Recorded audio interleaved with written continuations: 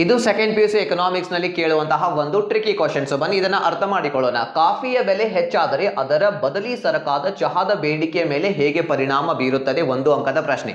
ಒಂದು ಎಕ್ಸಾಂಪಲ್ ಮೂಲಕ ಅರ್ಥ ಮಾಡಿಕೊಳ್ಳೋಣ. ಇಲ್ಲಿದೆ ಕಾಫಿ, ಇಲ್ಲಿದೆ ಚಹಾ. ಕಾಫಿಯ ಬೆಲೆ ಇದೆ 5 ರೂಪಾಯಿ, ಚಹಾದ ಬೆಲೆ ಕೂಡ 5 ರೂಪಾಯಿ ಇದೆ. ನೀವೆಲ್ಲರೂ ಕಾಫಿಯನ್ನ ಕುಡಿತೀರಿ ಅಂತ ಅನ್ಕೊಳ್ಳಿ. ಸೊ ನಮಗೆ ಪ್ರಶ್ನೆ ಕೇಳಿದ್ದಾರೆ, ಕಾಫಿಯ ಬೆಲೆ ಏನಾಗಿದೆ? ಹೆಚ್ಚಾಗಿದೆ. 5 ರೂಪಾಯಿಂದ ಕಾಫಿಯ ಬೆಲೆ 10 ರೂಪಾಯಿಗೆ ಹೆಚ್ಚಾಗಿದೆ. ಸೊ ಪ್ರಶ್ನೆಯಲ್ಲಿ ಕೇಳ್ತಾ ಇರೋದು ಚಹಾದ ಬೇಡಿಕೆಯ ಮೇಲೆ ಯಾವ ರೀತಿ ಪರಿಣಾಮ ಬೀರುತ್ತೆ.